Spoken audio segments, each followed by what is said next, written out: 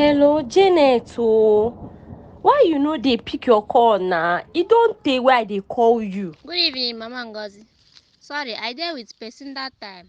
How you dey now? Jane, I no dey fine oo. I dey for trouble now. Wetin happen now?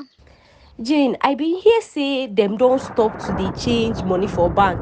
I hear say old 200, 500 and 1k notes no dey acceptable now again oo. In fact, Jane, as I dey tell you this morning, I enter market. I no fit buy anything because na old money I carry. Nobody gree collect am from me. Na so e be o. They no dey collect old Naira note again o. Jane, my own don finish.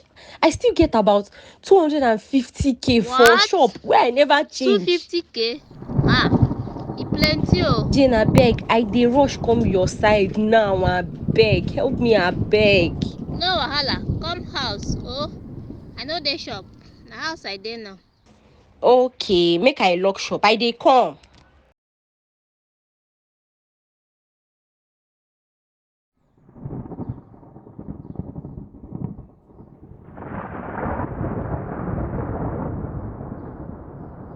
How much again you say you wan change? Wait oh. How much be your service charge first? I dey collect 10,000 for each 50,000. 10,000 be my service charge. Wetin? Jane, why you dey do like this na? The charge too much na. Na so I dey do am o. You wan do abi you no wan do again? Hi.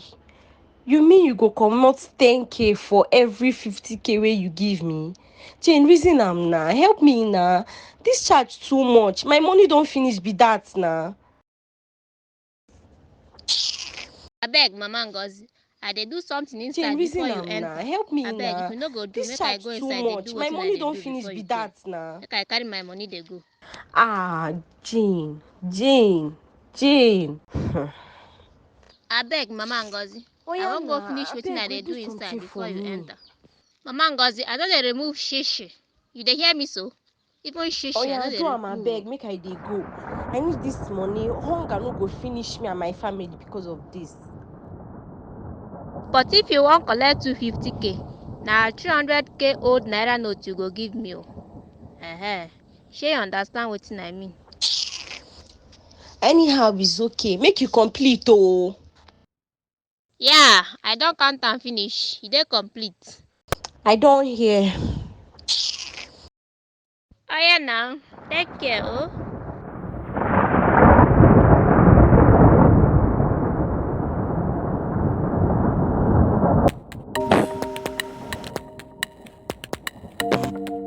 Hope you enjoyed watching this.